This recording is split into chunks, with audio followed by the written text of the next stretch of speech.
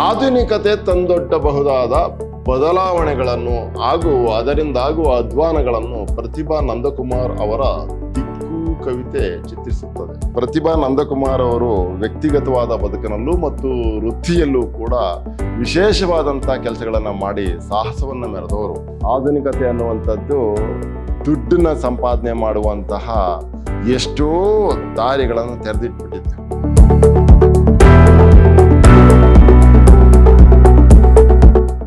ಎಲ್ಲರಿಗೂ ನಮಸ್ಕಾರ. ನಾನು ವೆಂಕಟೇಶ್ ಕೆಬಿ, ಕನ್ನಡ ಉಪನ್ಯಾಸಕ, ವಿದ್ಯಾಶ್ರಮ ಪ್ರಥಮ ದರ್ಜೆ ಕಾಲೇಜು, ಮೈಸೂರು. ಪ್ರಿಯ ವಿದ್ಯಾರ್ಥಿ ಸ್ನೇಹಿತರೆ, ನಾನು ಮೈಸೂರು ವಿಶ್ವವಿದ್ಯಾನಿಲಯಕ್ಕೆ ಸಂಬಂಧಪಟ್ಟ ಹಾಗೆ 2ನೇ ಚತುರ್ಮಾಸದ BCA ಮಕ್ಕಳಿಗಿಟ್ಟಿರುವಂತಹ ಕನ್ನಡ ಭಾಷಾ ಪಠ್ಯದಲ್ಲಿ ನಮ್ಮ ಪ್ರತಿಭಾ ನಂದಕುಮಾರ್ ಅವರು ಬರೆದಿರುವಂತಹ ಒಂದು ವಿಶೇಷವಾದಂತ ಪದ್ಯ ದಿಕ್ಕು ಅಂತ. ಆ ದಿಕ್ಕು ಅನ್ನುವಂತ ಕವಿತೆ ತುಂಬಾ ಮಾರ್ಮಿಕವಾದಂತಹ ಕವಿತೆ, ಬಹಳ ಸೊಗಸಾಗಿದೆ. ಜಾಗತೀಕರಣಕ್ಕೆ ಒಳಗಾಗಿರುವಂತ ನಮ್ಮ ಪ್ರಾದೇಶಿಕತೆಯನ್ನ ಕುರಿತು ಮಾತಾಡ್ತಾ ಈ ದಿಕ್ಕು ಅನ್ನುವಂಥ ಕವಿತೆಯನ್ನು ಬರೆದಿದ್ದಾರೆ. ಪ್ರತಿಭಾ ನಂದಕುಮಾರ್ ಅವರ ಕಿರು ಪರಿಚಯ ಮಾಡ್ಕೊಳ್ಳೋಣ ಬನ್ನಿ. ಪ್ರತಿಭಾ ನಂದಕುಮಾರ್ ಅವರು ವೈಯಕ್ತಿಕ ಮತ್ತು ವೃತ್ತಿ ಬದುಕುಗಳ ಎರಡರಲ್ಲೂ ನಿರಂತರ ಸಾಹಸ ಮತ್ತು ಪ್ರಯೋಗಗಳನ್ನು ನಡೆಸಿದವರು. ಪ್ರತಿಭಾ ನಂದಕುಮಾರ್ ಅವರು ವ್ಯಕ್ತಿಗತವಾದ ಬದುಕಿನಲ್ಲೂ ಮತ್ತು ವೃತ್ತಿಯಲ್ಲೂ ಕೂಡ ವಿಶೇಷವಾದಂತ ಕೆಲಸಗಳನ್ನ ಮಾಡಿ ಸಾಹಸವನ್ನ ಮೆರೆದವರು. 1955ರಲ್ಲಿ ಜನಿಸಿದ ಇವರ ತಂದೆ ತಾಯಿ VS ರಾಮಚಂದ್ರರಾವ್ ಮತ್ತು ಯಮುನಾಬಾಯಿ. 1955ರಲ್ಲಿ ಜನಿಸಿದ ನಮ್ಮ ಪ್ರತಿಭಾ ನಂದಕುಮಾರ್ ಅವರ ತಂದೆ VS ರಾಮಚಂದ್ರರಾವ್, ತಾಯಿ ಯಮುನಾಬಾಯಿ ಅಂತ. ಬಾಲ್ಯದ ಬಹುದಿನಗಳನ್ನು ಬೆಂಗಳೂರು ಮತ್ತು ಮೈಸೂರಿನಲ್ಲಿ ಕಳೆದ ಇವರು ಮದ್ರಾಸ್ ವಿಶ್ವವಿದ್ಯಾನಿಲಯದಿಂದ MA ಮತ್ತು MPhil ಪದವಿ ಪಡೆದಿದ್ದಾರೆ. ಬಾಲ್ಯದ ಬಹುದಿನಗಳನ್ನ ಬೆಂಗಳೂರು, ಮೈಸೂರುಗಳಲ್ಲಿ ಕಳೆದ ಇವರು ಮದ್ರಾಸ್ ವಿಶ್ವವಿದ್ಯಾನಿಲಯದಿಂದ MA ಪದವಿಯನ್ನ ಪಡ್ಕೊಂಡು MPhil ಅನ್ನು ಕೂಡ ಮಾಡ್ಕೊಂಡಿದ್ದಾರೆ. NGEF ನಲ್ಲಿ ಭಾಷಾಂತರಕಾರರಾಗಿ, ನಂತರ ಇಂಡಿಯನ್ ಎಕ್ಸ್‌ಪ್ರೆಸ್, ಡೆಕ್ಕನ್ ಹೆರಾಲ್ಡ್ ಮತ್ತು ಅಗ್ನಿ ಪತ್ರಿಕೆಗಳಲ್ಲಿ ಪತ್ರಕರ್ತೆಯಾಗಿ ಕಾರ್ಯನಿರ್ವಹಿಸಿದ್ದಾರೆ. ಬೇರೆ ಬೇರೆ ಪತ್ರಿಕೆಗಳಲ್ಲಿ ಇವರು ಪತ್ರಕರ್ತೆಯಾಗಿ ಕೆಲಸ ಮಾಡಿದ್ದಾರೆ. ಪ್ರಸ್ತುತ ಸಿನಿಮಾ ರಂಗದಲ್ಲಿ ಸಹಾಯಕ ನಿರ್ದೇಶಕಿಯಾಗಿ ಕಾರ್ಯನಿರ್ವಹಿಸುತ್ತಿದ್ದಾರೆ. ಸಿನಿಮಾ ರಂಗದಲ್ಲೂ ಕೂಡ ತಮ್ಮ ಛಾಪನ್ನ ಮೂಡಿಸ್ತಾ ಇದ್ದಾರೆ. ಸಹಾಯಕ ನಿರ್ದೇಶಕಿಯಾಗಿ ಇವರು ಕೆಲಸ ಮಾಡ್ತಾ ಇದ್ದಾರೆ. ಕವನ ಸಂಕಲನಗಳು ಇವರು. ನಾವು ಹುಡುಗಿಯರೇ ಹೀಗೆ, ಎಷ್ಟು ಸೊಗಸಾಗಿದೆ ನೋಡಿ. ಈ ತನಕ ರಸ್ತೆಯಂಚಿನ ಗಾಡಿ, ಕವಡೆಯಾಟ, ಆಹಾ ಪುರುಷಾಕಾರಂ, ಅವರು ಪುರಾವೆಗಳನ್ನು ಕೇಳುತ್ತಾರೆ. ಮುನ್ನುಡಿ ಬೆನ್ನುಡಿಗಳ ನಡುವೆ ಮಹಿಳಾ ಸಾಹಿತ್ಯ, ಮುದುಕಿಯರಿಗಿದು ಕಾಲವಲ್ಲ, ಕಾಫಿ ಹೌಸ್, ಕೌಬಾಯ್ಸ್ ಮತ್ತು ಕಾಮಪುರಾಣ, ಪ್ರತಿಭಾ ಕಾವ್ಯ, ಈ ತರದ ಕೃತಿಗಳನ್ನ ಬರೆದಿದ್ದಾರೆ. ಕಥಾ ಸಂಕಲನ ಯಾನ ಅನ್ನುವಂತ ಒಂದು ಕಥಾ ಸಂಕಲನವನ್ನ ಬರೆದಿದ್ದಾರೆ, ಬಹಳ ಸೊಗಸಾಗಿದೆ. ಅದ್ರ ಜೊತೆಗೆ ಅಂಕಣ ಬರಹ ನಿಮ್ಮಿ, ಆತ್ಮಕಥನ, ಅನುದಿನದ ಅಂತರಗಂಗೆ ಅಂತ. ಅನುದಿನದ ಅಂತರಗಂಗೆ ಬಹಳ ಸೊಗಸಾಗಿದೆ ಆತ್ಮಕಥನ. ಇವುಗಳಲ್ಲದೆ ಅನುವಾದ ಸಾಹಿತ್ಯದಲ್ಲೂ ಕೃಷಿ ನಡೆಸಿತು. ಆಕ್ರಮಣ, ಒಂದು ಇಡೀ ಸೂರ್ಯ, ಶಿವಗಾಮಿ ಕಥೆ ಹಾಗೂ ಕಟಕಟೆಗೆ ಮುನ್ನ ಪ್ರಮುಖ ಕೃತಿಗಳಾಗಿವೆ ಇವರು. ವಸ್ತು ಆಶಯ.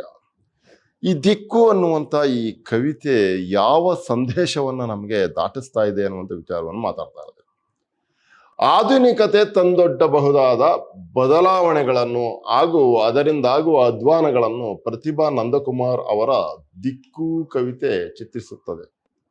ಈ ದಿಕ್ಕು ಅನ್ನುವಂಥ ಕವಿತೆ ಇದೆಯಲ್ಲ, ಯಾವ ವಿಷಯವನ್ನ ನಮಗೆ ದಾಟಿಸ್ತಾ ಇದೆ ಅಂತಂದ್ರೆ, ಬಹಳ ಮುಖ್ಯವಾಗಿ ಆಧುನಿಕತೆ ಅಂತ ನಾವು ಏನು ಹೇಳ್ತಾ ಇದ್ದೀವಿ, ಅದು ತಂದು ಒಡ್ಡುತ್ತಾ ಇರುವಂತಹ ಬದಲಾವಣೆಗಳನ್ನ, ಈಗ ನಾವು ಜಾಗತೀಕರಣ ಅಂತೀವಿ, ಆಮೇಲೆ ಅಪ್ಡೇಟ್ ಅಂತ ಅಂತೀವಿ. ನಾವು ಎಲ್ಲವೂ ಕೂಡ ಅಪ್ಡೇಟ್ ಆಗ್ಬೇಕು ಅಂತ ಅಂದ್ಬಿಟ್ಟು ನಾವು ಮುಂದುವರಿಯೋದನ್ನ ಅಥವಾ ಅಭಿವೃದ್ಧಿಯನ್ನ, ಪ್ರಗತಿಯನ್ನ ನಾವು ಬೇರೆ ರೀತಿಯಲ್ಲಿ ಯೋಚನೆ ಮಾಡ್ತಾ ಇದ್ದೀವಿ. ಪ್ರಗತಿ ಹಂಗಿರಬಾರ್ದು. ಪ್ರಗತಿ ಯಾವೊಬ್ಬ ಮನುಷ್ಯನ ಅಂತಃಕರಣವನ್ನು ಕೊಲ್ಲಬಾರ್ದು. ಮತ್ತು ನಾವೇನ್ ಅಂದ್ಕೊಂಡ್ಬಿಟ್ಟಿದ್ದೀವಿ, ಹಳೇದೆಲ್ಲ ವೇಸ್ಟ್, ಹೊಸದನ್ನ ತರಬೇಕು ಅಂತ ಭಾವಿಸ್ಕೊತಾ ಇದ್ವಿ. ಅದಕ್ಕೆ ಇದು ನಾವು ಸರಿಯಾದ ಪುರಾವೆಗಳನ್ನು ಕೂಡ ಹುಡ್ಕೊಂಡು ನಿಂತಿದ್ದೀವಿ. ಆಧುನಿಕತೆ ತಂದೊಡ್ಡಬಹುದಾದ ಬದಲಾವಣೆಗಳನ್ನು ಹಾಗೂ ಅದರಿಂದ ಆಗುವ ಅಧ್ವಾನಗಳನ್ನು ಪ್ರತಿಭಾ ನಂದಕುಮಾರ್ ಅವರ ದಿಕ್ಕು ಕವಿತೆ ಚಿತ್ರಿಸುತ್ತದೆ. ತಂತ್ರಜ್ಞಾನದ ಭರದಲ್ಲಿ ಆಧುನಿಕವಾದ ಮನುಷ್ಯ ಅತ್ತ ದಾಪುಗಾಲು ಇಡುತ್ತಿದ್ದರೂ ತನ್ನ ಅಸ್ತಿತ್ವವನ್ನು ಹೇಗೆ ಗುರುತಿಸಿಕೊಳ್ಳಲು ಎಣಗುತ್ತಾನೆಂಬುದನ್ನು ಈ ಕವಿತೆ ಅರ್ಥವತ್ತಾಗಿ ತೆರೆದಿಡುತ್ತದೆ ಅಂತ. ತಂತ್ರಜ್ಞಾನ ಬೇಕು, ಮುಂದುವರಿಕೆ ಬೇಕು, ಮತ್ತಿನ್ನೇನೇನೋ ಬೇಕು. ಆಗಿದ್ದಾಗಿನೂ ಕೂಡ ತನ್ನ ಬೇರನ್ನ ಬಿಡಬಾರ್ದು, ತನ್ನ ಬೇರನ್ನ ಕತ್ತರಿಸ್ಕೋಬಾರ್ದು ಅನ್ನುವಂಥ ತಿಳುವಳಿಕೆಯನ್ನ ಆ ಥರದ್ದೊಂದು ಕತ್ತರಿಸ್ಕೊಂಡಿರೋರ ವಿಷಾದವನ್ನ ಇದು ಬೆದಕುತ್ತಾ ಕೆದಕುತ್ತಾ ಹೇಳ್ತಾ ಹೋಗುತ್ತೆ ಕವಿತೆ. ಬಹಳ ಸೊಗಸಾಗಿದೆ.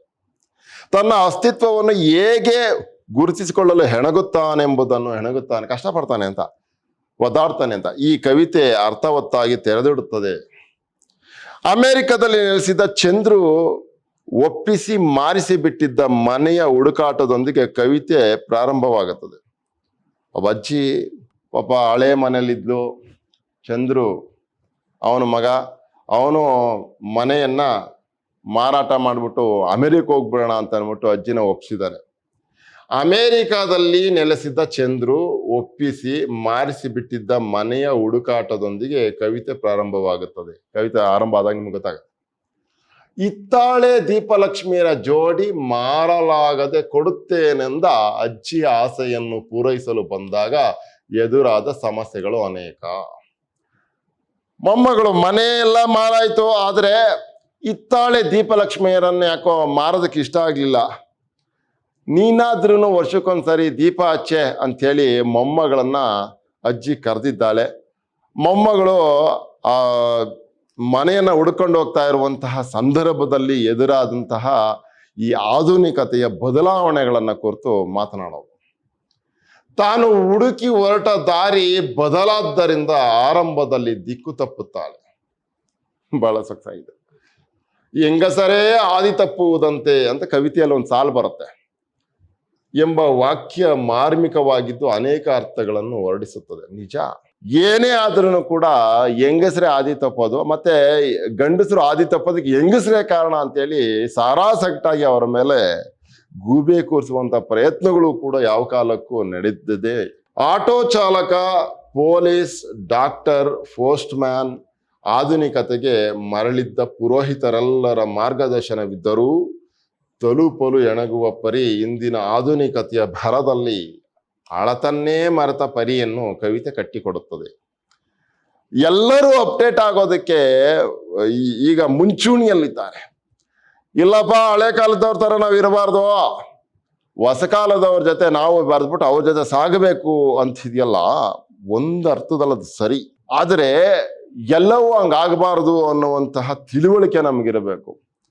ಯಾವುದನ್ನ ಎಷ್ಟು ಮಟ್ಟಿಗೆ ಸ್ವೀಕರಿಸ್ಬೇಕು, ಎಷ್ಟು ಮಟ್ಟಿಗೆ ಅಂಗೀಕಾರ ಮಾಡಬೇಕು, ಎಷ್ಟು ಮಟ್ಟಿಗೆ ನಾವು ಸಾಗಬೇಕು ಅನ್ನುವಂಥ ತಿಳುವಳಿಕೆ, ವಿವೇಚನೆ ಇಲ್ಲ ಅಂತಂದ್ರೆ ಎಷ್ಟೋ ಅಧ್ವಾನಗಳಿಗೆ ದಾರಿ ಮಾಡಿಕೊಟ್ಟಂಗಾಗುತ್ತೆ. ಸೂಪರ್ ಸ್ಪೆಷಾಲಿಟಿ ಆಸ್ಪತ್ರೆ, SUV, ಕಾರು, ಜಿಮ್ಮು, ಜೆರಾಕ್ಸ್ ಅಂಗಡಿ, ಊರು ಆಧುನೀಕರಣಗೊಂಡರೂ ಪೂರ್ಣತೆಯನ್ನು ಪಡೆಯದಿರುವುದರ ಮಾದರಿಗಳಾಗಿ ಕಾಣುತ್ತವೆ.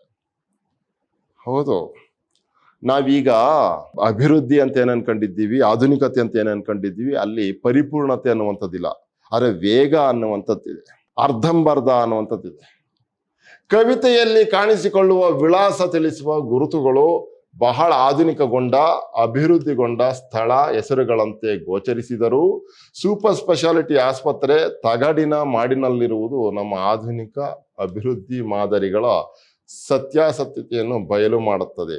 ಸೂಪರ್ ಸ್ಪೆಷಾಲಿಟಿ ಆಸ್ಪತ್ರೆ ಅಂತಿದ್ರೆ ಸೂಪರ್ ಸ್ಪೆಷಾಲಿಟಿ ಆಸ್ಪತ್ರೆ ತರ ಕಾಣುವ ಹಾಗೆ ತಗಡಿನಿಂದ ಮಾಡಿರುವಂತಹ, ಮೇಲ್ಛಾವಣಿಯನ್ನ ಮಾಡಿರುವಂತಹ ಆಸ್ಪತ್ರೆಯನ್ನ ಅದು ತಗಡನ್ನ ಮರೆಮಾಚುವ ಸೂಪರ್ ಸ್ಪೆಷಾಲಿಟಿಯಾಗಿ ಮಾಡಿಬಿಟ್ಟಿದ್ದಾರೆ. ಹಂಗ್ ಮಾಡೋದಕ್ಕೆ ಸಾಧ್ಯ ಆಗುತ್ತೆ ನೋಡಿ, ಅದು ಸತ್ಯಾಸತ್ಯತೆಯನ್ನು ಬಯಲು ಮಾಡುತ್ತದೆ ಅಂತ ಹೇಳ್ತಾರೆ. ಅದ್ರೊಳಗಡೆ ಇರೋ ವೈದ್ಯರುಗಳು ಇನ್ನೆಂಗೋ ಗೊತ್ತಿಲ್ಲ.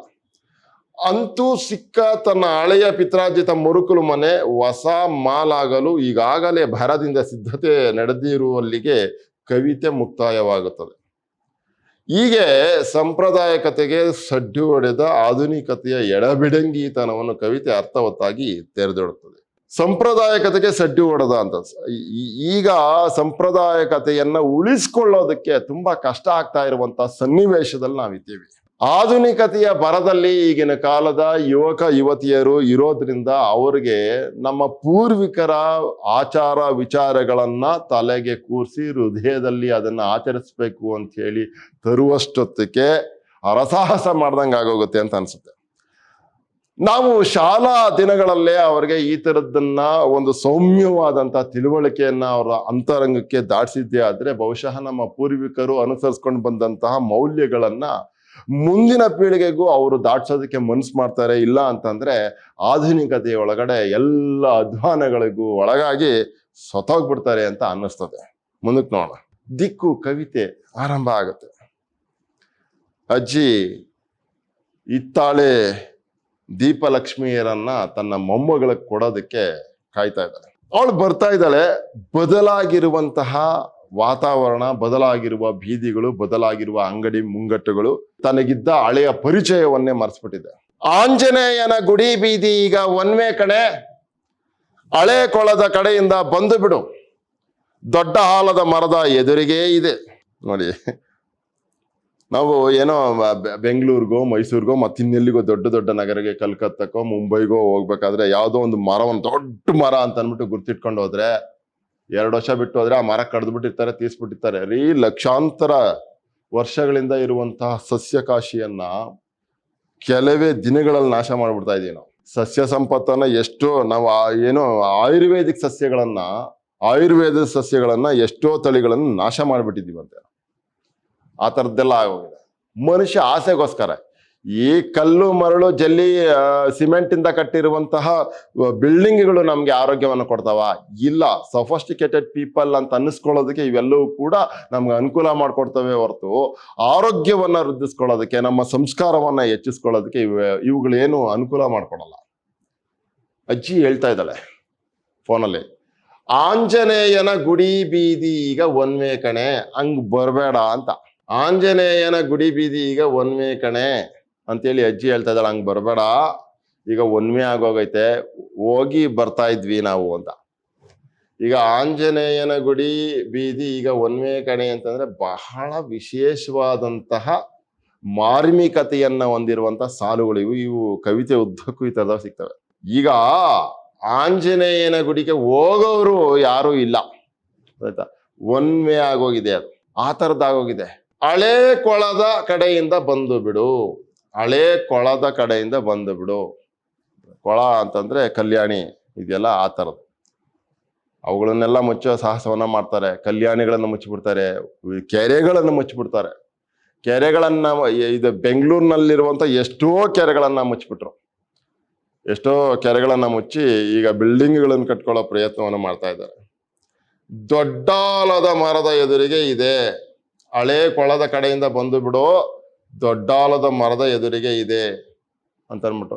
ನೀನೇನು ಇದು ಗೊಂದಲ ಮಾಡ್ಕೊಂಬೇಡ ಕಣೆ, ಆಂಜನೇಯನ ಗುಡಿ ಬೀದಿ ಈಗ ಒನ್ವೆ ಆಗೋಗಿದೆ, ಹಳೆ ಕೊಳದ ಕಡೆಯಿಂದ ಬಂದುಬಿಡು, ದೊಡ್ಡಾಲದ ಮರದ ಎದುರುಗಡೆನೆ ಇದೆ ಅಂತ. ದೊಡ್ಡಾಲದ ಮರ ಕೂಡ ಏನಾಗಿದೆ ಅನ್ನುವಂಥದ್ದು ಕೊನೆಯಲ್ಲಿ ಗೊತ್ತಾಗುತ್ತೆ. ಅಮೆರಿಕದಲ್ಲಿ ನೆಲೆಸಿದ ಚಂದ್ರು ಪುರಾತನ ಮನೆ ಮಾರಿ ತನ್ನ ಜೊತೆಗೆ ಬಂದಿದ್ದು ಬಿಡು ಅಂತ ಒಪ್ಪಿಸಿದ್ದ. ಎಲ್ಲವನ್ನೂ ಮಾರಿದ್ದ ಅಜ್ಜಿ ಯಾಕೋ ವಂಶ ಪರಂಪರತವಾಗಿದ್ದ ಇತ್ತಾಳೆ ದೀಪಲಕ್ಷ್ಮಿಯರ ಜೋಡಿ ಮಾರಲಾಗದೆ ಕೊಡುತ್ತೀನೆಂದು ಕರೆಯುತ್ತಿದ್ದಳು. ಬಂದುಬಿಡೆ ಆಂಜನೇಯನ ಕಡೆ ಬೀದಿ ಈಗ ಒನ್ವೆ ಆಗಿದೆ, ನೀನು ಆ ಕೊಳದ ಕಡೆಯಿಂದ ಬಂದುಬಿಡು ಅಂತ ಅಜ್ಜಿ ಕರೀತಾ ಇದ್ದಾಳೆ ಮೊಮ್ಮಗಳನ್ನ. ಅವಳು ಬರೋದಕ್ಕೆ ಯಾಕೆ ಅದನ್ನ ಏನನ್ನು ಕೊಡೋಕೆ? ಜೋಡಿ ಲಕ್ಷ್ಮಿಯರ್ ದೀಪಲಕ್ಷ್ಮಿಯನ್ನು ಕೊಡೋದಕ್ಕೆ ಕೊಡ್ತಾ ಇರೋದು. ಬಹಳ ಸೊಗಸಾಗಿರುವಂತ ಕತೆ ನಡೀತಾ ಇದೆ. ಅಮೆರಿಕದಲ್ಲಿ ನೆಲೆಸಿದ, ಯಾಕೆ ಅದನ್ನ ಕೊಟ್ಬಿಡೋಣ ಅಂತ ಇದ್ದಾಳೆ ಅಂತಂದ್ರೆ, ಅಮೆರಿಕದಲ್ಲಿ ನೆಲೆಸಿದ ಚಂದ್ರು ಪುರಾತನ ಮನೆ ಮಾರಿ, ಹಳೇ ಕಾಲದ ಮನೆ ಮಾರಿ. ನಮ್ಮ ಬಾಗ್ಲೋಡಿ ರಾಮರಾಯರು ಅಂತ ಅನ್ಬಿಟ್ಟು ಇದ್ದಾರೆ. ಅವರು ಬಹಳ ಸೊಗಸಾಗಿರುವಂತ ಕತೆ ಬರ್ದಿದ್ದಾರೆ. ಅಜ್ಜನೆಟ್ಟ ಮರ ಅಂತ ಅನ್ಬಿಟ್ಟು ಬಹಳ ಸೊಗಸಾಗಿದೆ. ಬಾಗ್ಲೋಡಿ ದೇವರಾಯರು ರಾಮರಾಯರು ಅಂತ ಅಂದ್ಬಿಟ್ಟು ಕರೀತಾರೆ ಕೂಡ ಅವರು. ಅಮೆರಿಕದಲ್ಲಿ ನೆಲೆಸಿದ ಚಂದ್ರು ಪುರಾತನ ಮನೆ ಮಾರಿ ತನ್ನ ಜೊತೆಗೆ ಬಂದಿದ್ದು ಬಿಡು ಅಂತ ಒಪ್ಪಿಸಿದ್ದ ಅಜ್ಜಿಯನ್ನ. ಅಮೆರಿಕದಲ್ಲಿ ಸಂಪ್ರದಾಯಸ್ಥ ತಾಯಿ, ಸಂಪ್ರದಾಯಸ್ಥ ಅಜ್ಜಿ ಹೆಂಗಿರೋದಕ್ಕೆ ಸಾಧ್ಯ ಆಗುತ್ತೆ? ಅಮೆರಿಕದಲ್ಲಿ ನೆಲೆಸಿದ ಚಂದ್ರು ಪುರಾತನ ಮನೆ ಮಾರಿ ತನ್ನ ಜೊತೆಗೆ ಬಂದಿದ್ದು ಬಿಡು ಅಂತ ಒಪ್ಪಿಸಿದ್ದ. ಅಯ್ಯೋ ಬಂದ್ಬಿಡಮ್ಮ, ನಾನು ಚೆನ್ನಾಗಿ ನೋಡ್ಕೊತೀನಿ, ಹಂಗೈತೆ ಹಿಂಗೈತೆ, ಅಲ್ಲೂ ದೇವಸ್ಥಾನಗಳಿರ್ತವೆ, ಕರ್ಕೊಂಡು ಹೋಗ್ತೀನಿ, ಹಿಂಗೆಲ್ಲ ಏನೋ ಹೇಳಿರ್ತಾರೆ. ಎಲ್ಲವನ್ನೂ ಮಾರಿದ್ದ ಅಜ್ಜಿ ಯಾಕೋ ವಂಶ ಪರಂಪರಾಗತವಾಗಿದ್ದ ಇತ್ತಾಳೆ ದೀಪಲಕ್ಷ್ಮಿಯರ ಜೋಡಿ ಮಾರಲಾಗದೆ, ಎಲ್ಲವನ್ನೂ ಮಾರ್ಬಿಟ್ಟಿದ್ಲು. ಅದು ಇದು ಎಲ್ಲವನ್ನು ಮಾರಿದ್ಲು. ಇತ್ತಾಳೆ ದೀಪಲಕ್ಷ್ಮಿಯರ ಜೋಡಿ ಮಾರಲಾಗದೆ, ಅಯ್ಯೋ ಬಹಳ ಹಿಂದೆ ನಮ್ಮ ಪೂರ್ವಿಕರು ಮಾಡಿಸಿದ್ದಪ್ಪ ಅಂತ ಅಂದ್ಬಿಟ್ಟು ಅಜ್ಜಿ ಯೋಚನೆ ಮಾಡ್ಕೊಂಡು, ಇದನ್ನ ಮಾರೋದಕ್ಕಾಗಲ್ಲ, ಇನ್ನೊಬ್ಳಾದ್ರೂ ಕೊಡ್ತೀನಿ, ಅವಳಾದ್ರೂ ದೀಪ ಹಚ್ಲಿ ಅಂತ ಹಿತ್ತಾಳೆ ದೀಪಲಕ್ಷ್ಮಿಯರ ಜೋಡಿ ಮಾರಲಾಗದೆ ಕೊಡುತ್ತೀನೆಂದು ಕರೆಯುತ್ತಿದ್ದವು. ಕೊಡ್ತೀನಿ ಅಂತ ಅಂದ್ಬಿಟ್ಟು ಕರೀತಿದ್ಲು. ಅವಳಿಗೆ ಬರ್ತಾ ಇದ್ದಾಳಲ್ಲ ಅವಳಿಗೆ. ನೀನಾದರೂ ವರ್ಷಕ್ಕೊಂದು ಸಲವಾದರೂ ದೀಪ ಬೆಳಗ್ಗೆ, ನೀನಾದರೂ ಹಬ್ಬ ಹುಣ್ಣಿಮೆ ಅಂತ ಅಂದ್ಬಿಟ್ಟು ಬಂದಾಗ ವರ್ಷಕ್ಕೊಂದ್ಸರಿ ಆದ್ರೂ ಕೂಡ ಆ ದೀಪವನ್ನ ಬೆಳಗ್ಗೆ ಅಂತ ಅಂದ್ಬಿಟ್ಟು ಹೇಳ್ತಾರ. ಬೆಳಗೋ ಜವಾಬ್ದಾರಿ ಹೆಣ್ಣು ಮಕ್ಕಳಿಗೆ ಇದೆ. ಎಲ್ಲ ಅಧ್ವಾನಗಳಿಗೂ ಮೂಲಭೂತವಾದ ಕಾರಣ ಗಂಡು ಮಕ್ಕಳು ಅನ್ನುವಂಥದ್ದನ್ನು ನಾವು ಒಪ್ಕೊಳ್ಳೇಬೇಕಾಗುತ್ತೆ. ಆಮೇಲೆ ಅತಿ ಆಸೆ, ಇದ್ಕಿದ್ದಂಗೆ ದಿಢೀರ್ ಶ್ರೀಮಂತರಾಗ್ಬಿಡ್ಬೇಕು ಅಂತ. ಆಮೇಲೆ ಆರೋಗ್ಯಕರವಾಗಿರುವಂಥದ್ದು ಯಾವುದನ್ನು ಕೂಡ ಅರ್ಥ ಮಾಡ್ಕೊಳ್ಳುವಂಥ ಚೈತನ್ಯವನ್ನ ಕಳ್ಕೊಂಡ್ಬಿಟ್ಟಿದೆ ಈ ಆಧುನಿಕತೆ ಅನ್ನುವಂಥದ್ದು. ಮುಂದಕ್ಕೆ ನೋಡಿ, ಪರಿಚಿತ ಹಳೆಯ ದಾರಿ ಎಲ್ಲ ಅದು ಬಹಳ ಬದಲಾಗಿತ್ತು. ಸಾಕಷ್ಟು ಸಲ ಓಡಾಡಿದ್ರು ಕೂಡ ಈಗ ಬದಲಾವಣೆ ಆಗೋಗಿದೆ. ಆಧುನಿಕತೆ ಬದಲಾವಣೆ ಮಾಡಿಬಿಡುತ್ತೆ. ಅವಳು ಬರ್ತಾ ಇರೋಳಿಗೆ ಪರಿಚಿತ ಹಳೆಯ ದಾರಿ ಎಲ್ಲ ಅದು ಬಹಳ ಬದಲಾಗಿತ್ತು. 2 ಕಿಲೋಮೀಟರಿನಲ್ಲಿ 4 ಸಲ ಕಳೆದು ಹೋಗಿದೆ. 2 ಕಿಲೋಮೀಟರ್ ಬರೋಷ್ಟರಲ್ಲಿ 4 ಸರಿ ಆ ಕಡೆ ಹೋಗಿ ಈ ಕಡೆ ಹೋಗಿ ಈ ಕಡೆ ಬೆಂಗಳೂರು ಅನ್ನುವಂಥದ್ದೇ ಆಗಿ ದೊಡ್ಡ ದೊಡ್ಡ ಮಹಾನಗರಗಳೇ ದಾರಿ ತಪ್ಪಿಸ್ಬಿಡ್ತವೆ. ಹಂಗೆ ಇರೋದು. 2 ಕಿಲೋಮೀಟರಿನಲ್ಲಿ 4 ಸಲ ಕಳೆದು ಹೋಗಿದೆ. ಹೇಳುತ್ತಾರೆ, ಹೆಂಗಸರೇ ಹಾದಿ ತಪ್ಪುವುದಂತೆ. ಇದು ಎಷ್ಟು ಮಾರ್ಮಿಕವಾಗಿ ಐರಾನಿಕ್ ಆಗಿ ಪ್ರತಿಭಾ ನಂದಕುಮಾರ್ ಅವರು ಹೇಳ್ತಾ ಇದ್ದಾರೆ. ಹಾಗೆ ಆಧುನಿಕತೆಯನ್ನ ಮಾಡಿ ಏನೇನೋ ಎಡವಟ್ಟುಗಳನ್ನ ಮಾಡಿ ಇವ್ರ ದಾರಿ ತಪ್ಪೋದಕ್ಕೆ ಮೂಲಭೂತವಾದ ಕಾರಣರಾಗಿರೋರು ನೇಪಥ್ಯದಲ್ಲೇ ಉಳಿದು ಬಿಡ್ತಾರೆ. ಆದ್ರೆ ದಾರಿ ತಪ್ಪಿಸ್ತವ್ರು ಮರೆಯಾಗೋಗ್ತಾರೆ. ಆದ್ರೆ ದಾರಿ ತಪ್ಪದವ್ರನ್ನ, ಅವ್ರ ಮೂಲಕ ದಾರಿ ತಪ್ಪದವ್ರನ್ನ ಯಾವಾಗ್ಲೂ ನಿಂದಿಸ್ತಿರ್ತಾರೆ ಮತ್ತು ಅವ್ರಿಗೊಂದು ಹಣೆಪಟ್ಟಿ ಕಟ್ಬಿಡ್ತಾರೆ. ಹೆಂಗಸರೇ ಹಾದಿ ತಪ್ಪುವುದಂತೆ, ಈ ತರದ್ ಮಾತಾಡ್ತಾರೆ. ಈ ಯಾವುದೇ ಅಧ್ವಾನಗಳಿಗೂ ಕೂಡ ಮೂಲ ಬುನಾದಿ ಗಂಡು ಅನ್ನುವಂಥದ್ದನ್ನ ಯಾವುದೇ ಮುಲಾಜಿಲ್ದನೆ ಅತ್ಯಂತ ಪ್ರಾಮಾಣಿಕವಾಗಿ ಒಪ್ಕೊಳ್ಳೋದು ಒಳ್ಳೇದು ಅಂತ ಅನ್ನಿಸ್ತದೆ. ಕೆಲವು ಸಂದರ್ಭದಲ್ಲಿ ಇರುತ್ತೆ, ಅಪವಾದಗಳಿರ್ತವೆ. ಹೆಣ್ಣು ಮಕ್ಕಳಿಂದನೂ ಕೂಡ ಗಂಡು ಮಕ್ಕಳು ಹಾದಿ ತಪ್ತಾರೆ ಅಥವಾ ಸ್ವಯಂಕೃತ ಅಪರಾಧದಿಂದನೂ ಹಾದಿ ತಪ್ತಾರೆ. ಆದ್ರೆ ಮೂಲಭೂತವಾಗಿ ಹೆಣ್ಣು ಹಾದಿ ತಪ್ಪಬೇಕು ಅಂದ್ರೆ ಗಂಡೇ ಕಾರಣ ಅಂತ ಅನ್ನಿಸ್ತದೆ. ನೋಡಿ, ಹುಡ್ಕೊಂಡ್ ಬರ್ತಾ ಇದ್ದಾಳೆ. ಆಟೋದವರು ಹೆಂಗಿರ್ತಾರೆ ಅಂತ ಅನ್ಬಿಟ್ಟು, ಆಟೋದವರು ಹೆಂಗ್ ಮಾತಾಡ್ತಾರೆ ಹೆಂಗಿರ್ತಾರೆ ಅನ್ನುವಂಥ ವಿಚಾರವನ್ನು ಮಾತಾಡ್ತಾರೆ. ಆಟೋ ಚಾಲಕನೊಬ್ಬ ಹೇಳಿದ, ಆ ಮನೆನ ಆ ಸ್ಥಳನ ಅಲ್ಲ ಅಂತ ಕೇಳ್ತಾ ಇದ್ದಾನೆ. ಮುಂದಿನ ರೋಡ್ ಹಂಪು ಪಕ್ಕವೇ ಬಲಕ್ಕೆ ತಿರುಗಿ ನಿಧಾನ ಹೋದರೆ ಅದನ್ನೇ ಗುದ್ದುತ್ತೀರಿ. ಗುದ್ದಿ ರೂಢಿಯಾಗಿರೋ ಈ ಆಟೋದವನಿಗೆ ಅವನ ಮಾತು ನೋಡಿ ಎಷ್ಟು ಚೆನ್ನಾಗಿದೆ ಅಂತ. ಆಟೋ ಚಾಲಕನೊಬ್ಬ ಹೇಳಿದ, ಅದಾ ಮೇಡಮ್, ಹಿಂಗೋಗಿ ಮುಂದಿನ ರೋಡಲ್ಲಿ ಹಂಪ್ ಐತೆ, ಅದನ್ನ ನೀವು ದಾಟ್ಬಿಟ್ಟು ಹೋದ್ಮೇಲೆ ಬಲಕ್ಕೆ ತಿರುಗಿ ನಿಧಾನ ಹೋದರೆ ಅದನ್ನೇ ಗುದ್ದುತ್ತೀರಿ. ನಿಧಾನಕ್ಕೆ ಹೋದ್ರೆ ನೀವು ಅದನ್ನೇ ಗುತ್ತೀರಿ, ಅಲ್ಲೇ ಐತಿ ಅಂತ ಅಂದ್ಬಿಟ್ಟು ವಿಳಾಸವನ್ನ ಹೇಳ್ತಾ ಇರೋದು. ಮುಂದಕ್ಕೆ ನಾವು ಸಿಗಲಿಲ್ಲ. ಹಂಗೋದ್ದು ಆಟೋದವನು ಹೇಳ್ದ ಅಂತ ಅಂದ್ಬಿಟ್ಟು ಹಂಗೋದು ಸಿಗಲಿಲ್ಲ. ಟ್ರಾಫಿಕ್ ಪೊಲೀಸ್ನವನೇ ಪರವಾಗಿಲ್ಲ, ಅವನ್ನೇ ಕೇಳೋಣ ಅಂತೇಳಿ ಅವನೇನ್ ಹೇಳ್ತಾ ಇದ್ದಾನೆ, ಅಯ್ಯೋ ವಾಪಸ್ ಹೋಗಿ, ಆ ಅಡ್ರೆಸ್ ವಾಪಸ್ ಹೋಗಿ, ಮೊದಲ ಸಿಗ್ನಲ್ನಲ್ಲೇ ಇದೆ ಅಂತಂದ. ಅಯ್ಯೋ ಮೇಡಮ್, ಅದು ಮೊದಲ ಸಿಗ್ನಲ್ ಅಲ್ಲೇ ಇದೆ, ನೀವು ತುಂಬಾ ಮುಂದಕ್ಕೆ ಬಂದ್ಬಿಟ್ಟಿದ್ದೀರಿ ಅಂತಂದಾಗ ಈ ಟ್ರಾಫಿಕ್ ಪೊಲೀಸ್ ಅವರು ಎಷ್ಟು ಅಧ್ವಾನದ ರೀತಿಯಲ್ಲಿ ತಮ್ಮ ಕರ್ತವ್ಯವನ್ನ ನಿಭಾಯಿಸ್ತಾ ಇದ್ದಾರೆ ಅನ್ನುವಂಥ ಸೂಕ್ಷ್ಮಗಳು ಕೂಡ ಇದ್ರಲ್ಲಿ ಸಿಗತ್ತೆ. ಬರೀ ಸುಳ್ಳೇ ಹೇಳ್ತಾರೆ, ತಪ್ಪೇ ಹೇಳ್ತಾರೆ. ಈಗ ಬೆಂಗಳೂರಿನ ಟ್ರಾಫಿಕ್ ನೋಡಿದ್ರೆ ನಮ್ಗೆ ಗೊತ್ತಾಗುತ್ತಲ್ಲ ಇವ್ರ ಕೆಲಸಗಳು ಹೇಗಿರ್ತವೆ ಅಂತ. ಅಯ್ಯೋ ವಾಪಸ್ ಹೋಗಿ, ಮೊದಲ ಸಿಗ್ನಲ್ ಅಲ್ಲೇ ಇದೆ. ಅದೇ ಮೊದಲ ಸಿಗ್ನಲ್ ಹಾದು ಬಂದಿದ್ದೆ, ಅದೇ ಸಿಗ್ನಲ್ನ ಹಾದು ಬಂದಿದ್ರು ಕೂಡ ಸಿಕ್ಕಿಲ್ಲ. ಅಲ್ಲೇನು ಕಂಡಿರಲಿಲ್ಲ, ಅಲ್ಲೇನು ನೋಡಿರ್ಲಿಲ್ಲ. ಅದೇ ಸಿಗ್ನಲ್ನ ದಾಟಿ ಬಂದಿದ್ಲು, ಆದ್ರೂ ಕೂಡ ಅಲ್ಲೇನು ಕಂಡಿರಲಿಲ್ಲ. ಹೊಸ ಮಾದರಿಯ ಕಾರಿನಲ್ಲಿದ್ದ ಡಾಕ್ಟರ್ ಸ್ಪಷ್ಟವಾಗಿ ಹೇಳಿದ. ನಾವು ವೈದ್ಯ ವೃತ್ತಿಯನ್ನ ಸೇವೆ ಅಂತೆಲ್ಲ ಹಿಂಗ ಭಾವಿಸ್ಕೊಂಡಿದ್ದಂತ ಕಾಲವನ್ನ ಈಗೇನಾದ್ರೂ ಮಕ್ಕಳಿಗೆ ವೈದ್ಯ ವೃತ್ತಿಯನ್ನ ಮಾಡಬೇಕು ಅಂತ ಹೇಳಿರುವಂತ ಅಥವಾ ಆಸೆ ಪಡ್ತಾ ಇರುವಂತ ಮಕ್ಕಳಿಗೆ ಏನಾದ್ರು ಹೇಳ್ಬಿಟ್ರೆ ನಾವು, ಅಥವಾ ವೈದ್ಯಕೀಯ ಕಾಲೇಜುಗಳನ್ನ ನಾವೇನಾದ್ರೂ ಭಾವಿಸ್ಕೊಂಡ್ಬಿಟ್ರೆ ಆರಾಮ ಅವಿವೇಕ ಆಗೋದು. ನೋಡಿ, ಹೊಸ ಮಾದರಿ ಕಾರಿನಲ್ಲಿದ್ದ ಡಾಕ್ಟರ್ ಸ್ಪಷ್ಟವಾಗಿ ಹೇಳಿದ, ಸೇವೆ ಮಾಡೋದಕ್ಕೆ ಅಂತ ಇರೋಂತಹ ಕ್ಷೇತ್ರಗಳನ್ನ ಸೇವೆ ಮಾಡೋ ಮನಸ್ಥಿತಿ ಇರುವಂಥವರೇ ಮಾಡಬೇಕು ಅನ್ನುವಂಥದ್ದನ್ನು ಕರಾರು ಮಾಡೋವರೆಗೂ, ಕಡ್ಡಾಯ ಮಾಡೋವರೆಗೂ ಕೂಡ ಅಲ್ಲೂ ಐಷಾರಾಮಿತನ ಬಂದು ಅಲ್ಲೂ ಲೂಟಿಕೋರರು ಕೆಲಸ ಮಾಡ್ತಿರ್ತಾರೆ. ಪ್ರತಿಯೊಬ್ಬ ವಕೀಲ್ನಲ್ಲಿ, ಒಬ್ಬ ವೈದ್ಯನಲ್ಲಿ, ಒಬ್ಬ ಪೊಲೀಸ್ನಲ್ಲಿ ದರೋಡೆಕೋರರು ಇರ್ತಾರೆ. ಅಂಥವರು ಆ ವೃತ್ತಿಯನ್ನು ಮಾಡಬಾರ್ದು. ಒಬ್ಬ ವೈದ್ಯನಲ್ಲಿ, ಒಬ್ಬ ವಕೀಲನಲ್ಲಿ, ಒಬ್ಬ ಪೊಲೀಸಿನಲ್ಲಿ ಒಬ್ಬ ಹೃದಯವಂತ ಇರಬೇಕು.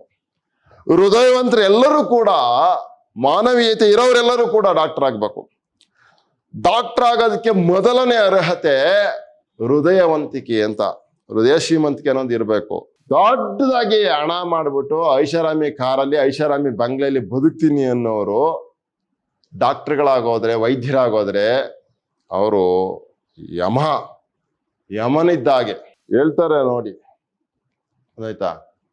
ಯಮನೇ ಅದನ್ನ ಹೇಳ್ತಾ ಇರೋದು. ವೈದ್ಯೋ ನಾರಾಯಣ ಹರಿಹಿ ಅನ್ನುವಂಥ ಕಾಲ ಹೋಗಿ, ಆಯ್ತಾ, ಯಮರಾಜ ಸಹೋದರ ಅಂತ ಹೇಳಿ ಡಾಕ್ಟರ್ನ ಕರೀತಾರೆ. ಈಗ ಯಮರಾಜ ಸಹೋದರ, ಬಹಳ ಬೇಗ ಯಮರಾಜನ ಬಳಿಗೆ ಹೋಗುವುದಕ್ಕೆ ಸಹಾಯ ಮಾಡುವ ಅಥವಾ ಸಲೀಸಾಗಿ ಕಳಿಸ್ಕೊಟ್ಬಿಡ್ಬೋದಂತಹ ವ್ಯಕ್ತಿತ್ವವನ್ನು ಈಗಿನ ಕಾಲದ ವೈದ್ಯರುಗಳು ಇಟ್ಕೊಂಡಿದ್ದಾರೆ. ಎಲ್ಲೋ ಅಲ್ಲೋ ಇಲ್ಲೋ ಕೆಲವು ವೈದ್ಯರು, ಹಳೆ ಕಾಲದವರು ಅಥವಾ ಒಳ್ಳೆ ಮೇಷ್ಟ್ರುಗಳ ಹತ್ರ ವೈದ್ಯ ವೃತ್ತಿಯನ್ನ ಕಲ್ತವರು ಈಗಲೂ ಕೂಡ ಮಾನವೀಯತೆಯನ್ನು ಮೆರಿತಾ ಇದ್ದಾರೆ. ಈ ಆಧುನಿಕತೆಯಲ್ಲಿ ಸಿಕ್ಕಾಕೊಂಡು ಅವ್ರು ಅದನ್ನೂ ಮರ್ಸ್ಬಿಡ್ತಾ ಇದ್ದಾರೆ ಅಂತ ಅನ್ನಿಸ್ತದೆ. ನೋಡಿ, ಅವ್ರು ಮಾತಾಡ್ತಾ ಇರೋ ಮಾತಿನಲ್ಲಿ ಅವರ ವ್ಯಕ್ತಿತ್ವಗಳು ಗೊತ್ತಾಗ್ತಾ ಹೋಗುತ್ತೆ. ಅದೇ ಮೊದಲ ಸಿಗ್ನಲ್ ಅದು ಬಂದಿದ್ದೆ, ಅಲ್ಲೇನು ಕಂಡಿರಲಿಲ್ಲ. ಹೊಸ ಮಾದರಿಯ ಹೈಟೆಕ್ ಅಂತ, ಹೈಟೆಕ್ ಆಗಿರುವಂತ, ಗೊತ್ತಾಯ್ತಾ ನೋಡಿ, ಹೊಸ ಮಾದರಿಯ ಕಾರಿನಲ್ಲಿದ್ದ ಡಾಕ್ಟ್ರು ಸಹಜವಾಗಿ ಸೇವೆ ಮಾಡೋ ಮನಸ್ಥಿತಿ ಇದ್ರೆ ಆ ಥರ ಏನು ಹೊಸ ಕಾರ್ನಲ್ಲಿ ಇರೋದಕ್ಕಾಗುತ್ತೇನ್ರಿ? ಅಥವಾ ಆ ಥರದ್ದು ಲಕ್ಸುರಿ ಆಗಿರುವಂಥ ಕಾರ್ನಲ್ಲಿ ಓಡಾಡಕ್ಕಾಗುತ್ತೇನ್ರಿ? ಸ್ಪಷ್ಟವಾಗಿ ಹೇಳಿದ, ಫಲಕ್ಕೆ ತಿರುಗಿ ನೋಡಿ. ಈ ಸ್ಪಷ್ಟತೆ ಅನ್ನುವಂಥದ್ರಲ್ಲಿ ಇರುವಂತಹ ಮಾತನ್ನ ನಾವು ಅರ್ಥ ಮಾಡ್ಕೊಳ್ಬೇಕು. ಈಗಿನ ಕಾಲದ ಡಾಕ್ಟರ್ಗಳು ಸ್ಪಷ್ಟವಾಗಿ ಹೇಳ್ತಾರೆ, ಆಯ್ತಾ, ಸ್ಪಷ್ಟವಾಗಿ ಹೇಳ್ತಾರೆ. ಅಯ್ಯೋ ಎಲ್ಲ ಆಗೋಗುತ್ತೆ ಅಂತ. ಏನು ಮಾಡೋಕ್ಕಾಗಲ್ಲ. ಅವರು ಎಲ್ಲವೂ ದುಡ್ಡಿನ ಮೇಲೆ ನಿಂತಿದ್ದಾರೆ. ಅಲ್ಲೇ ಸೂಪರ್ ಸ್ಪೆಷಾಲಿಟಿ ಕ್ಲಿನಿಕ್ ಪಕ್ಕದಲ್ಲೇ ಇದೆ. ಸೂಪರ್ ಸ್ಪೆಷಾಲಿಟಿ ಕ್ಲಿನಿಕ್ ಅಂದ್ರೆ ಸಾವನ್ನು ಕೂಡ ಗೆದ್ದು ಬಿಡ್ತೀವಿ ಅನ್ನುವಂತ ಹುಂಬತನದಲ್ಲಿರುವಂತ ಡಾಕ್ಟರ್ಗಳು ಈ ತರದನ್ನೆಲ್ಲ ಮಾತಾಡೋರು. ಸೂಪರ್ ಸ್ಪೆಷಾಲಿಟಿ ಕ್ಲಿನಿಕ್ ಪಕ್ಕದಲ್ಲೇ ಇದೆ. ಇದು ಈ ಅಡ್ರೆಸ್ ಇದು ಅಲ್ಲೇ ಇದೆ, ಹೋಗಿ. ಸಿಗ್ನಲ್ ಪೊಲೀಸು ಅವನದೇ ಆದಂತಹ ಭಾಷೆಯಲ್ಲಿ ಮಾತಾಡ್ತಾ ಇದ್ದಾನೆ. ಆಟೋದವನು ಅವನದೇ ಆದ ಭಾಷೆನಲ್ಲಿ ಮಾತಾಡ್ತಾ ಇದ್ದಾನೆ. ಡಾಕ್ಟ್ರು ಅವನದೇ ಆದಂತ, ಅಂದ್ರೆ ಅವರ ವೃತ್ತಿಗೆ ಅನುಗುಣವಾಗಿ ಅವರ ಮನಸ್ಥಿತಿಗಳು ಹೇಗಿದ್ದಾವೆ, ಹೇಗೆ ಬದಲಾವಣೆ ಆಗಿದ್ದಾವೆ ಆಧುನಿಕತೆಯಲ್ಲಿ ಅನ್ನುವಂಥದ್ದನ್ನ ಇದು ಸೂಕ್ಷ್ಮವಾಗಿ ನಮಗೆ ತೆರೆದಿಡ್ತಾ ಇದೆ ಪದ್ಯ. ಮುಂದಕ್ಕೆ ನೋಡೋಣ. ಅವನ ಬಲ ನನ್ನ ಎಡವಾಗಿತ್ತು. ಹೌದು, ಡಾಕ್ಟ್ರುಗಳು ಹೇಳೋದು ಯಾವಾಗ್ಲೂ ಹಾಗೆ. ಅವನ ಬಲ ನನ್ನ ಎಡವಾಗಿತ್ತು. ಅವರು ಒಂದು ರೀತಿಯಲ್ಲಿ ಹೇಳ್ತಿರ್ತಾರೆ, ನಿಜವಾಗ್ಲೂ ಅದನ್ನ ನಾವು ಆಲೋಚನೆ ಮಾಡಿದಾಗ ಅದು ಎಡಪಂಥೀಯವಾದಂಥ ಆಲೋಚನೆನೇ ಆಗಿರ್ತವೆ ಅನ್ನುವಂಥ ಸೂಕ್ಷ್ಮತೆಯನ್ನ ನಾವಿಲ್ಲಿ ಗಮನಿಸ್ಕೋಬೇಕು. ಎಡ ಬಲ, ಲೆಫ್ಟು ರೈಟು ಅನ್ನುವಂಥದ್ದು ಬಿಟ್ಟು ಇದನ್ನ ಅಂತರಂಗದಲ್ಲಿ ವಿವೇಚನೆ ಮಾಡಿದಾಗ ಹಾಗೇ ಇರುತ್ತೆ. ಮತ್ತೆ ದಿಕ್ಕು ತಪ್ಪಿತು, ಮತ್ತೆ ದಾರಿ ತಪ್ಪದ್ವಿ. ಅಪ್ಪ ಈ ಕಾಯಿಲೆಗೆ ನೋಡಿ, ಈ ಆಪರೇಷನ್ ಆಗ್ಬೇಕು, ಗೊತ್ತೇ ಇರಲ್ಲ, ಮತ್ತಿನ್ನೇಂದೋ ಗೊತ್ತಿರಲ್ಲ ಅಂತ ಹೇಳಿರ್ತಾರೆ.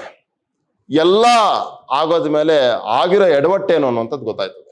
ಮತ್ತೆ ದಿಕ್ಕು ತಪ್ಪಿತು. ನೋಡಿ, ಇವರು ಆ ವಿಳಾಸವನ್ನ ಮನೆ ಹುಡ್ಕೊಂಡು ಹೋಗ್ತಾ ಇರುವಂತಹ ವಿಚಾರನೇ ಆಗಿದ್ರು ಕೂಡ ಯಾವ ಕ್ಷೇತ್ರಗಳಲ್ಲಿ ಎಂತೆಂಥ ಅಧ್ವಾನಗಳಿದಾವೆ ಅನ್ನುವಂಥದ್ದನ್ನು ಮಾತಾಡ್ತಾ ಇರೋದು. ಅದೇ ತಾನೇ ಪಿಕ್ನಿಕ್ ನಿಂದ ಹಿಂದಿರುಗುತ್ತಿದ್ದರು ಉಲ್ಲಾಸದ ತರುಣರು. ಪಿಕ್ನಿಕ್ ನಿಂದ ಯಾವುದು ವಿಹಾರಕ್ಕೆ ಹೋಗಿದ್ರು ಅನ್ಸುತ್ತೆ. ಅವರು ಪಿಕ್ನಿಕ್ ಇಂದ ಮರಳುತ್ತಿದ್ರು, ಹಿಂದಿರುಗ್ತಿದ್ರು ಉಲ್ಲಾಸದ ತರುಣರು. ಅವರ SUV ತುಂಬಾ ಬೆವರ ವಾಸನೆಯ ಟಿ ಶರ್ಟ್, ಸ್ಪೋರ್ಟ್ಸ್ ಹುಡುಗರು ಹಾಕೊಂಡಿರುವಂತ ಬಟ್ಟೆ, ಟಿ ಶರ್ಟ್ ಮತ್ತು ಫುಟ್ಬಾಲ್. ಹಾಗೆ ಹೋಗಿ ಆಂಟಿ, ಜಿಮ್ ಪಕ್ಕನೇ ಇದೆ. ಈಗಿನ ಕಾಲದವ್ರಿಗೆಲ್ಲ ಏನು ಅಂತ, ಫುಟ್ಬಾಲ್ ಆಡೋ ಅಂತ ಹುಡುಗರು ಹಂಗೆ ಬರ್ತಾ ಇದ್ರು, ಮೈ ತುಂಬಾ ಬೆವರನ್ನ ಹರಿಸ್ಕೊಂಡಿದ್ರು. ಅವರೇ ಮಾತಾಡ್ತಾ ಇರೋದು, ಅವ್ರ ಭಾಷೆ ಆಗಿದೆ ನೋಡಿ. ಹಾಗೆ ಹೋಗಿ ಆಂಟಿ, ಹಾಗೆ ಹೋಗಿ ಮುಂದಕ್ಕೆ ಹೋಗಿ ಜಿಮ್ ನೋಡಿ, ಈಗಿನ ಕಾಲದ ಯುವಕರ ಅಂದ್ರೆ ಒಳ್ಳೇದು ಜಿಮ್ ಮಾಡೋದು, ಆದ್ರೆ ದಿಢೀರ್ ಅಂತ ಓದ್ಕೊಂಡ್ಬಿಡ್ಬೇಕು, ದಿಢೀರ್ ಅಂತ ಆಗ್ಬಿಡ್ಬೇಕು ಅಂತ ಅಂದ್ಬಿಟ್ಟು ಅಲ್ಲಿ ಕೊಡುವಂತ ದರಿದ್ರಗಳನ್ನೆಲ್ಲ ತಿಂದು ಇಂಜೆಕ್ಷನ್ಗಳನ್ನೆಲ್ಲ ತಗೊಂಡು ಹರಾಯಸನ್ನ ಮಾಡ್ಕೊಳ್ಳುವಂತ ಎಷ್ಟೋ ಯುವಕರಿದ್ದಾರೆ. ಎಷ್ಟೋ ಆಧುನಿಕತೆಗೆ ಆ ಥರದ್ದೆಲ್ಲ ಒಗ್ಗೋಗಿದೆ ಅಂತ ಮಾತಾಡ್ತಾ ಇರೋದು. ಹಾಗೆ ಹೋಗಿ ಆಂಟಿ ಜಿಮ್ ಪಕ್ಕಾನೇ ಇದೆ, ಜಿಮ್ ಪಕ್ಕಾನೇ ಇದೆ ಅಂತ ಆ ಹುಡುಗರ ಶೈಲಿ, ಆ ಹುಡುಗರ ಜೀವನ ಪರಿಪಾಠ ಇದು ಮಾಡ್ತಾ ಇರ್ತಾರೆ. ಮುಂದಕ್ಕೆ ನೋಡೋಣ, ಇದರಲ್ಲಿ ಯಾವುದು ಜಿಮ್, ಇದರಲ್ಲಿ ಯಾವುದು ಜಿಮ್ ಗೊತ್ತಾಗ್ತಾ ಇಲ್ಲ. ಪೋಸ್ಟ್ ಮ್ಯಾನ್ ಸೈಕಲ್ ಸದ್ದು ಕೇಳಿ ಹುಮ್ಮಸ್ಸಾಯಿತು, ನಿಲ್ಲಿಸಿದೆ. ಆಹಾ, ಬೀದಿ ಬೀದಿ ಎಲ್ಲ ಸುತ್ತಾನೆ ಇವನಿಗೆ ಗೊತ್ತಾಗಿರುತ್ತೆ ಈ ಅಡ್ರೆಸ್ ಅಂತ ಅಂದ್ಬಿಟ್ಟು ಪೋಸ್ಟ್ ಮ್ಯಾನ್ ಅನ್ನ ನೋಡಿದ ತಕ್ಷಣನೇ ಒಂಥರ ಸಂತೋಷ ಆಯಿತು, ಕೇಳೋಣ ಇವನ ಅಂತ. ಪೋಸ್ಟ್ ಮ್ಯಾನ್ ಸೈಕಲ್ ಸದ್ದು ಕೇಳಿ ಹುಮ್ಮಸ್ಸಾಯಿತು, ನಿಲ್ಲಿಸಿದೆ. ನಾನು ಬೇರೆ ಬಿಟ್ನಲ್ಲಿದ್ದೇನೆ ಮೇಡಮ್, ಇದು ಈ ಹಳೇ ನಂಬರು, ಈಗೆಲ್ಲ ಬದಲಾಗಿದೆ. 98 ಬರೋದು 97ರ ನಂತರ ಯಾರನ್ನು ಕೇಳಿದರೂ ತೋರಿಸುತ್ತಾರೆ. ಅಯ್ಯೋ ಮೇಡಮ್ ನೋಡಿ, ನಾನು ಬೇರೆ ಬಿಟ್ನಲ್ಲಿದ್ದೇನೆ, ಈಗ ನಾನು ಬೇರೆ ಬಿಟ್ನಲ್ಲಿದ್ದೇನೆ ಮೇಡಮ್, ಅಲ್ಲಿ ಅಲ್ಲಿ ಅದನ್ನು ತೋರ್ಸಕ್ಕಾಗೋದಿಲ್ಲ ನಾನು, ಗೊತ್ತಾಯ್ತಾ. ಇದು ಹಳೇ ನಂಬರು, ಓ ಇದು ಹಳೇ ನಂಬರು, ಓ ಆ ಕಡೆ ಹೋಗ್ಬೇಕು ಅಂತ ಹೇಳ್ತಾ ಇದ್ದಾನೆ. ಇದು ಹಳೇ ನಂಬರು, ಈಗೆಲ್ಲ ಬದಲಾಗಿದೆ, ಈಗೆಲ್ಲ ಬದಲಾಗಿದೆ. ಹಳೇ ನಂಬರು, ಹಳೇ ಕಾಲದ್ದು ಎಲ್ಲ ಬದಲಾವಣೆ ಆಗಿದೆ. ಆದರೆ ನೀರು ಹಳ್ಳಕ್ಕೆ ಹರಿತಾ ಇರೋದು, ಸೂರ್ಯ ಪೂರ್ವದಲ್ಲೇ ಹುಟ್ತಾ ಇರೋದು. ಮರ ಗಿಡಗಳು ಬೆಳಿಬೇಕು ಅಂತಂದ್ರೆ ಗಾಳಿ ಬೆಳಕು ನೀರು ಅಗತ್ಯ ಇದೆ. ಇವುಗಳನ್ನ ನಾವು ಅರ್ಥ ಮಾಡ್ಕೋತಾ ಇಲ್ಲ. ಬದಲಾವಣೆ ಆಗ್ತಾ ಇದೀವಿ, ಬದಲಾವಣೆ, ಮನುಷ್ಯ ಬದಲಾವಣೆ ಆಗ್ತಾ ಇದ್ದಾನೆ ಅಭಿವೃದ್ಧಿಯ ಹೆಸರಿನಲ್ಲಿ. 98 ಬರೋದು 97ರ ನಂತರ, ಇದು ಯಾರು ಬೇಕಾದ್ರೆ ಹೇಳ್ತಾರೆ ನೋಡಿ, ಅವನೇ ಹೇಳ್ತಾ ಇದ್ದಾನೆ. ಇದು ಮನೆ ವಿಳಾಸ ಹೇಳಪ್ಪ ಅಂತಂದ್ರೆ 98 ಬರೋದು 97ರ ನಂತರ ಅಂತ ಅಂದ್ಬಿಟ್ಟು ಹೇಳ್ತಾ ಇದ್ದಾನೆ. ಇಷ್ಟು ಇವನು ಕರಾರವಕ್ಕಾಗಿರುವಂತ ಪೋಸ್ಟ್ ಮ್ಯಾನ್ ಅಂತ. ಯಾರನ್ನು ಕೇಳಿದರೂ ತೋರಿಸುತ್ತಾರೆ, ಯಾರನ್ನು ಕೇಳಿದರೂ ತೋರಿಸುತ್ತಾರೆ. ಆದ್ರೆ ಈಗ್ಲಿಂದ ಅಷ್ಟೊತ್ತಿಂದ ಕೇಳ್ಕೊಂಡ್ ಬರ್ತಾ ಇದ್ದಾಳೆ, ಬರೀ ದಾರಿಯನ್ನೇ ತಪ್ತಾ ಇದ್ದಾಳೆ. ಮುಂದಕ್ಕೆ ನೋಡಿ, ಯಾರನ್ನು ಕೇಳುವುದು, ಆಹಾ ಅರ್ಚಕರು. ಸೊಗಸಾಗಿದೆ ಇಲ್ಲಿ, ಅಪ್ಡೇಟೆಡ್ ಅನ್ನುವಂಥದ್ದು ಯಾರೆಲ್ಲ ಆಗೋಗ್ತಾರೆ ಅಂತ. ಆಗ್ಬಾರ್ದೇ ಇರೋರೆಲ್ಲರೂ ಕೂಡ ಅಪ್ಡೇಟೆಡ್, ಆರೋಗ್ಯಕರವಾಗಿ ಆಗೋದು ಬೇರೆ, ಆಯ್ತಾ.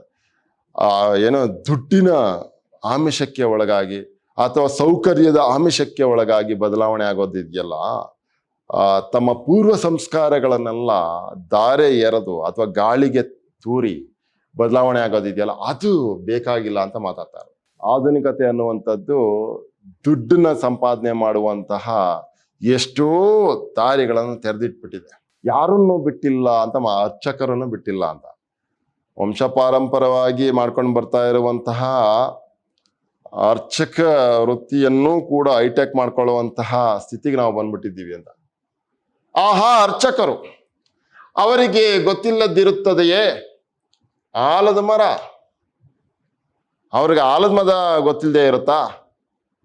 ಅದರ ಪಕ್ಕವೇ ದೇವಸ್ಥಾನ, ಆಲದ ಮರ ಪಕ್ಕ ದೇವಸ್ಥಾನ, ಕೊಳ ಇರಬೇಕು ಅಲ್ವಾ, ಅವ್ರಿಗೆ ಗೊತ್ತಿಲ್ಲದೆ ಇರುತ್ತಾ ಇದು ಅಂತ.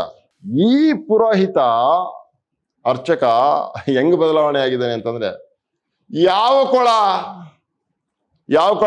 ಕೊಳ ಇದೆ ಅಂದ್ರೆ, ಒಂದು ಕೆರೆ ಇದೆ ಅಂತಂದ್ರೆ ಅವುಗಳನ್ನೆಲ್ಲ ಯಾವುದೋ ಅನುಕೂಲಕ್ಕೆ ಅದನ್ನ ಮುಚ್ತಾ ಇದ್ದಾರೆ ಅಂತಂದ್ರೆ ಆ ಅನುಕೂಲ ಆಗತ್ತೆ.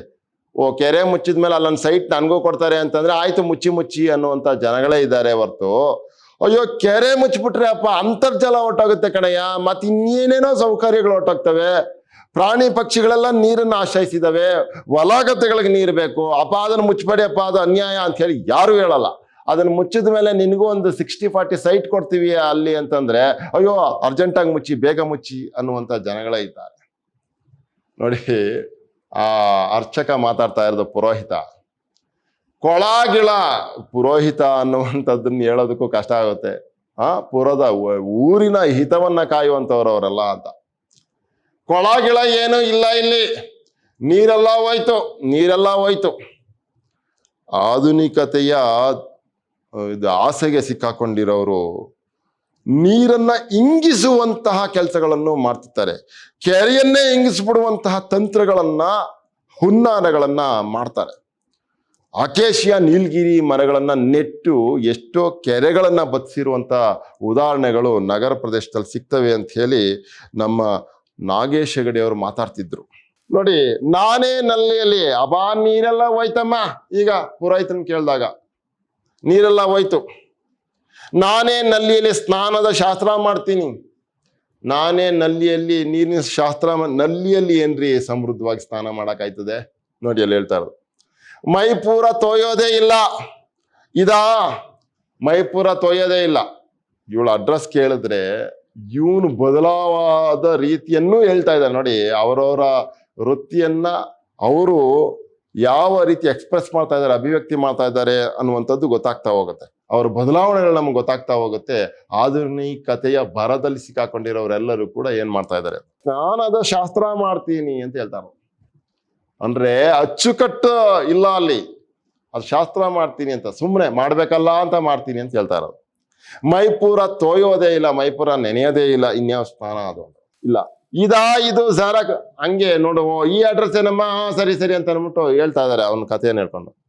ಇದು ಜೆರಾಕ್ಸ್ ಅಂಗಡಿ ಪಕ್ಕದ ಮನೆ.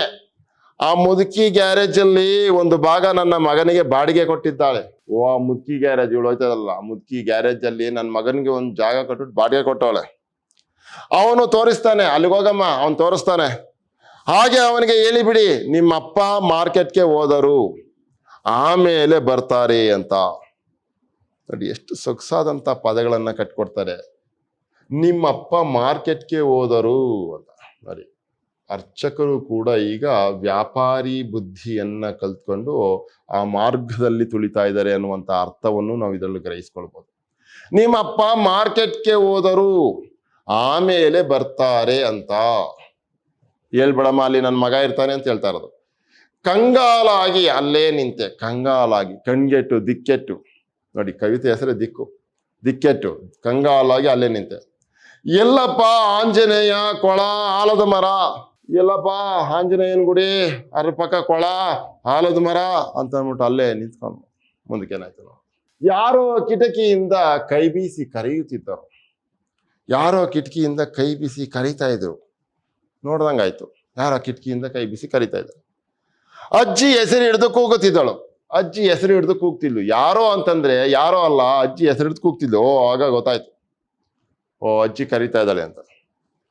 ಸುತ್ತ ನೋಡಿದೆ, ಅಯ್ಯೋ ಅಲ್ಲೇ ಎದುರಲ್ಲಿದೆ ಜಿಂಕ್ ಶೀಟ್ ಓದಿಸಿದ ಸೂಪರ್ ಸ್ಪೆಷಾಲಿಟಿ ಡಯಾಗ್ನೋಸ್ಟಿಕ್ ಸೆಂಟರ್.